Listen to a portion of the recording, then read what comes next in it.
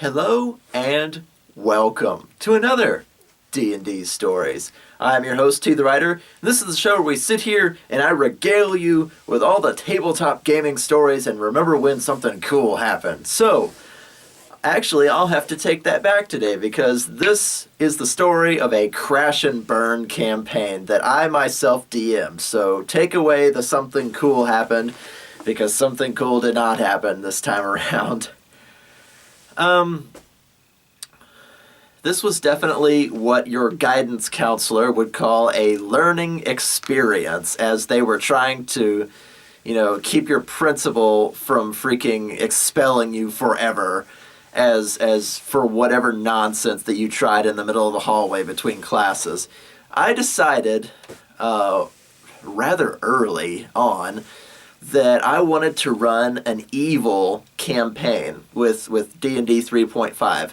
And I pulled a bunch of people from Gamers Guild and said, hey, you want to come do a campaign with me? And by then, I'd run Goddess Wheel. I had a bit of a reputation as a relatively good DM that knew what he was doing.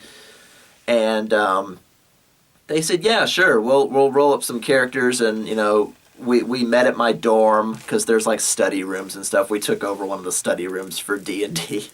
Had the big long conference table, all that good stuff.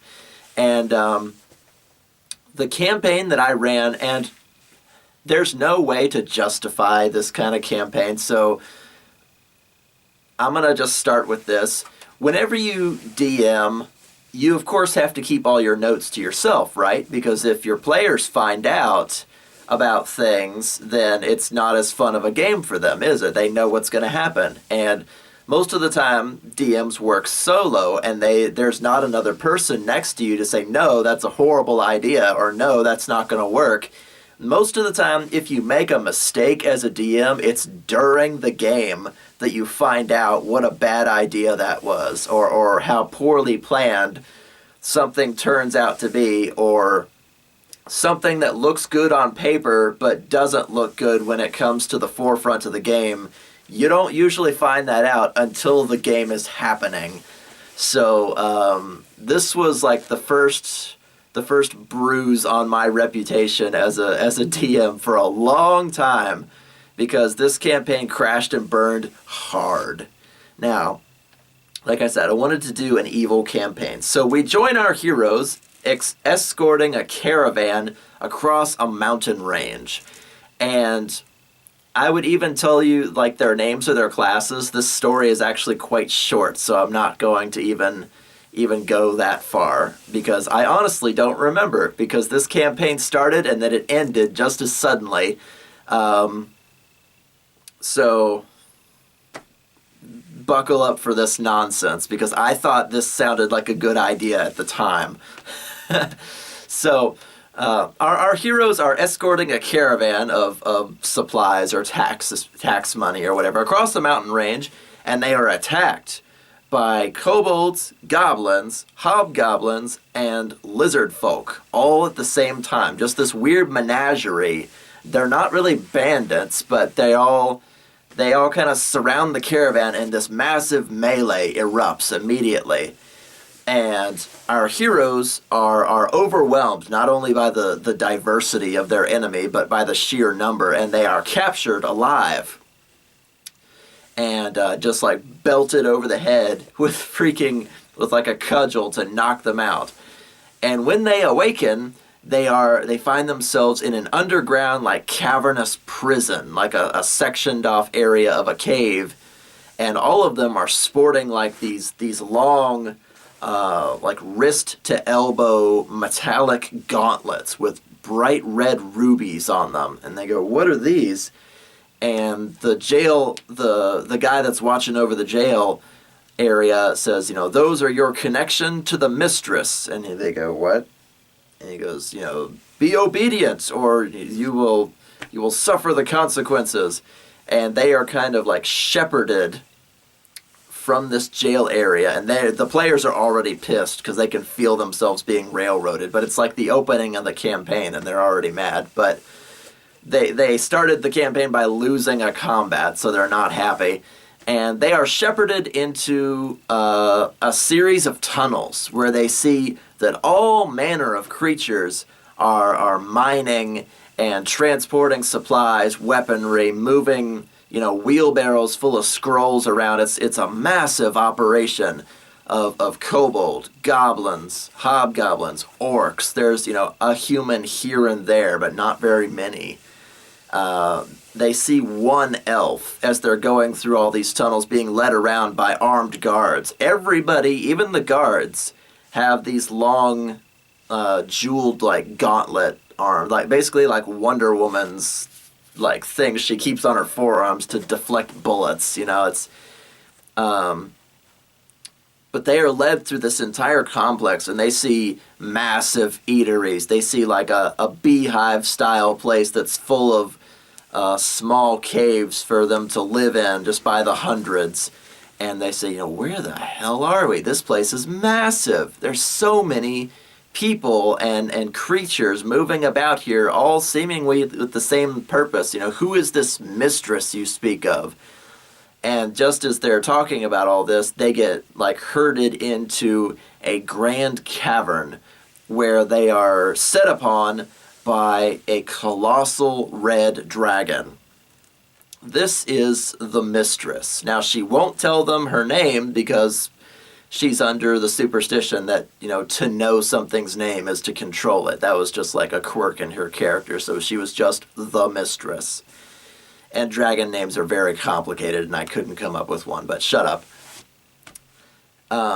And they are herded forward onto their knees before this giant red dragon, and she goes, you are my slaves now. The gauntlets on your arms are your marks of servitude, and you can work for me or you can die. And I get glares from all around the table because basically I'm holding a gun to their heads.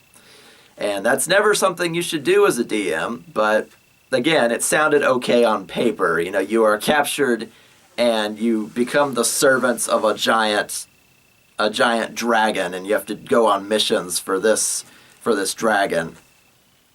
And they go, what happened to the other people in the caravan? She goes, they were given the same choice you were. You can die or you can work for me. Most of them are dead now. Some of them are in the mines. They're scattered about my mountain complex now. And they're like, oh, it's a mountain. Okay.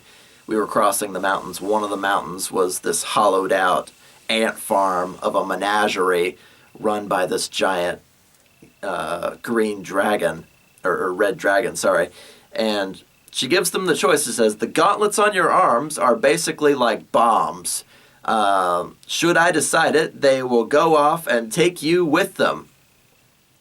And again, this is their DM holding a gun to their head to make sure they do as they're told, and that's not something you should ever do in D&D. So, again, a learning experience on my part, but we'll get to that. And he goes, you're obviously of some use, seeing as how you all had magic items on you and enough coin to make a small village blush. You're clearly the adventuring sort. Therefore, I will be sending you out on missions in my name. And, what choice do they have? They can go do what she says, but, if they wander too far from the mountain, their arm gauntlets explode and they die. Or if they disobey, their arm gauntlets explode and they die. So it's basically do as I say or else. And she goes, okay, the first thing I want you to do, a priestess escaped my mountain complex to the nearby town of so-and-so. I want you to go and get her back for me, whatever the cost. You have 3 days. Go. And she sends them off. And they are not liking this. I didn't tell them what the campaign was going to be about, but none of them want to do this. I can already tell they're either wanting to quit this game or they're wanting to fight this dragon at level 5 or whatever they were, but they know they would lose. They know that, they entertained the idea. It's what happens if we just cut our arms off? I've never played in a campaign where everybody only has one arm. That'd be kind of interesting. It's well, yeah, but if it's a cursed object or something like that, if it's Tartarian magic, from a dragon that old, it could just like reappear on your other arm. And they go, ugh. It's like they're not into it at all. But I'm figuring, hey, maybe if they go on a mission and, they'll be rewarded for it, the dragon is going to try and win them over time. Because if you've got slaves, it's not as good as having willing servants. So the point of the campaign was kind of, how evil are you willing to be? How, to look out for number one. What are you willing to do to stay alive? Not much, apparently. So this campaign was quite short. They go into town and they start asking around about this priestess, and everybody knows, because they've got the armed gauntlets on, that they are the heralds of this giant red dragon, and that, out of pure fear, they point them to the nearby cathedral, and the priest is there to kind of stand in their way for a moment and go, what do you want? What do you want with this priestess? She's escaped the mountain complex. The dragon sent us to come and bring her back. And she goes, well, she's laying in bed, speaking in tongues and sweating, so you can certainly try.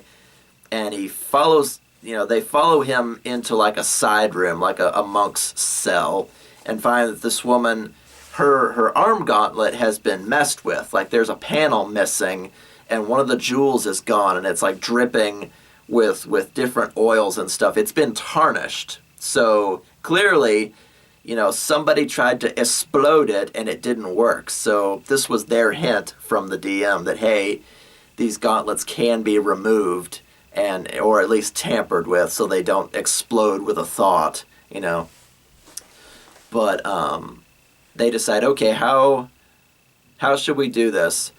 And I keep talking in circles, but they're so against the entire idea of this campaign. Like, I should have told them what they were getting into. Like, hey, your good character's working for an evil boss, and it's gonna either try to turn you evil over time, or at least until you grow powerful enough to destroy your boss. And that was kind of the concept behind the campaign. Get strong enough to kill the dragon, or turn evil and embrace the dark side and kind of become like a willing servant. And that would have gone on whichever way they chose to go.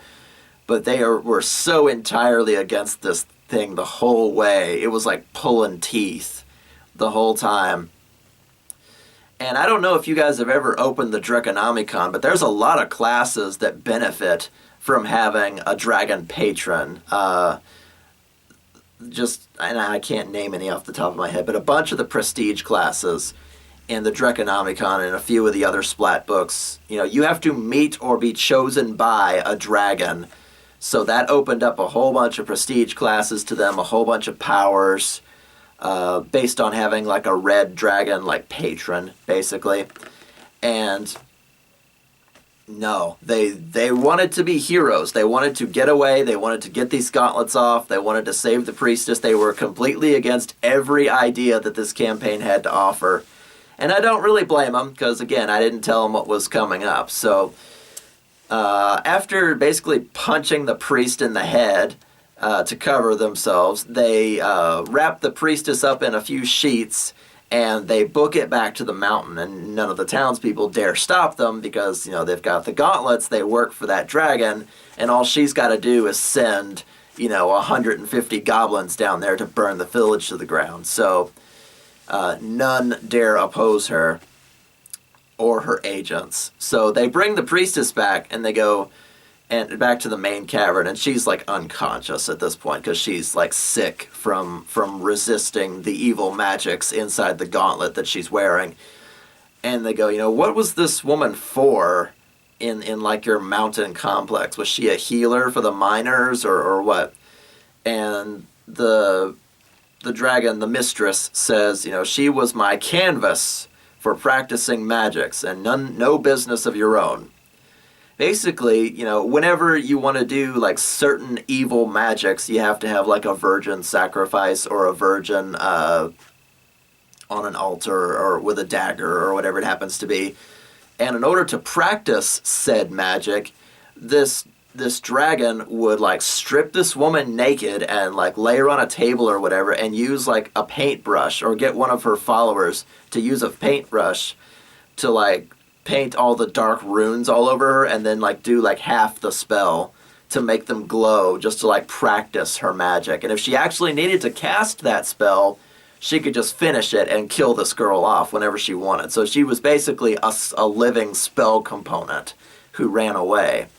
So they brought her back alive, and the mistress was happy with this and said, "Well done, my minions."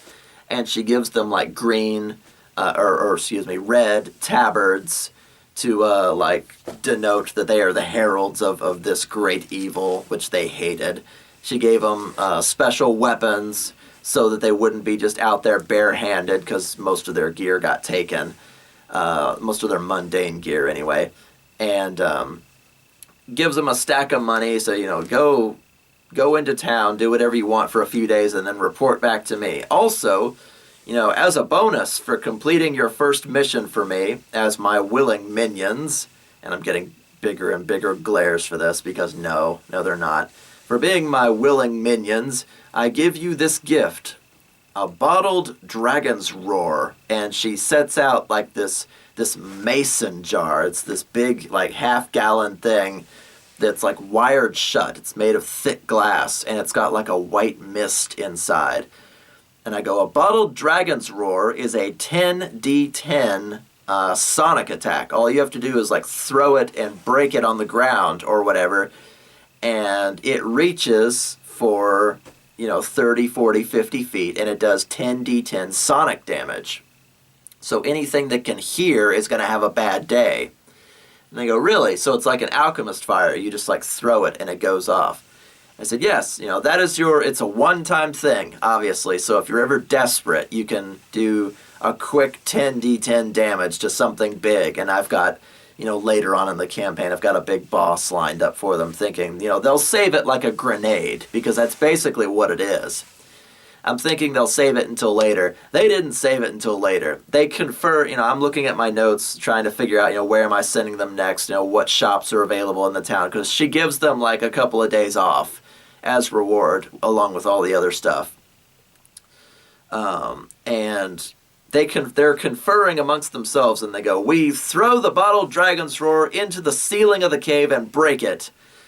And I go, what? And they roll the 10d10, 97 damage out of 100, and they bring the entire cavern down on the dragon, on themselves, on the priestess, and they collapse the mountain into a giant smoldering crater, killing everybody. And the campaign ended there.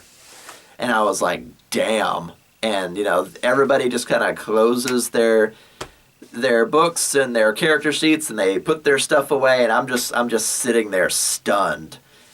And there's this sense of righteousness around the table, like, we're not gonna be slaves. This is not a campaign we wanted to do. I was like, well then, okay, that was a lot of wasted time on my part. I built this entire, 5, 6, 7 part campaign. They just, they wrecked it in the first session. I was like, well, alright, fine. That's one way to go out.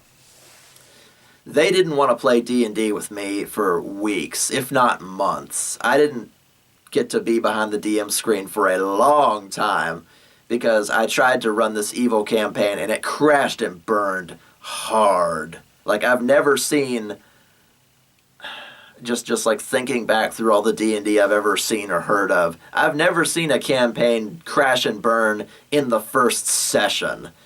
Like, holy crap. And, fault on me to give them a super weapon while they're there in the cavern, much less have them, be able to use it there. But holding a gun to their heads was not a good idea, because they called my bluff and just ended out the game. They were not willing to have good characters that turned bad, or have them turn into the champions for this evil dragon. They could have been murder hobos. They could have just been in it for the money, which is what a lot of adventurers are. And working for a good boss or a bad boss doesn't really matter to people, as long as they're getting their gold and experience points. But man, I should have told them about it beforehand because they hated every second of that game, and it certainly showed. So they wrecked that campaign and walked out the door and left me there. And I just kind of sat there in that college dorm study room, just like tapping my chin, like, wow, that happened just now. So it was a learning experience, as like I said, as a counselor might say. But you can't have great campaigns if you don't have crash and burns as well. So I feel like I learned a lot, and I feel like I probably owe players a bit more of a description of campaigns beforehand, so they kind of know what to expect, so they can say, yes, that's interesting, or no, I fucking hate that idea, and I'm going to wreck your game the first chance I get. Because I probably wouldn't have gotten those players if they thought they were going to be like slaves running missions for an evil dragon. And some people, I've talked to about this campaign, they say, well, that sounds kind of interesting. That opens up all the prestige classes in the Draconomicon because their boss is a red dragon. And other people like, no, you were holding a gun to their heads and you were railroading them the whole way. And, if they didn't do what you said, then they would just get killed instantly. That's not a D&D campaign. So having talked to many people about this campaign, I've seen people on both sides of the argument, whether it would be interesting and fun to play or stupid and railroady, based just on this first session. So it didn't get far enough for me to do any of the story, any of the overarching plot about them either, turn evil and embrace it, or stay pure and get the gauntlets off someday and kill your boss, It was a very primitive, like, choose your way campaign, like a something that would keep an eye on the alignment system and stuff like that. But it was not to be, so they collapsed the entire mountain, killed the dragon, killed themselves, killed the priestess, killed the hundreds and hundreds of minions. I didn't even put a number to them, that were in the base of the mountain mining out the earth below and stockpiling all those supplies and stuff. Everybody's dead, so that campaign just kind of ended there. So I hope that was entertaining for you. It was painful for everybody involved, even me. So lesson learned, I suppose. Be more careful when running evil campaigns. Be more careful with your players and what they expect versus what they will completely rebel against and stuff like that. So take from that what you will, and I'll see you guys on the next D&D Stories. Keep gaming. Hey guys, I hope you learned something today. Hit that like button if you did. Also, be sure to check out the D&D Stories Facebook for updates on the channel. And if you'd like to kick a few gold coins into this humble bard's hat, be sure to visit my Patreon. Sorry for such a short episode today. There'll be longer stories in the future. In the meantime, why don't you have a look at my other series, Monster Spotlight? It's all about monster lore if you need some inspiration for something nasty in a future game of your own. Here's a link to the first episode. Enjoy!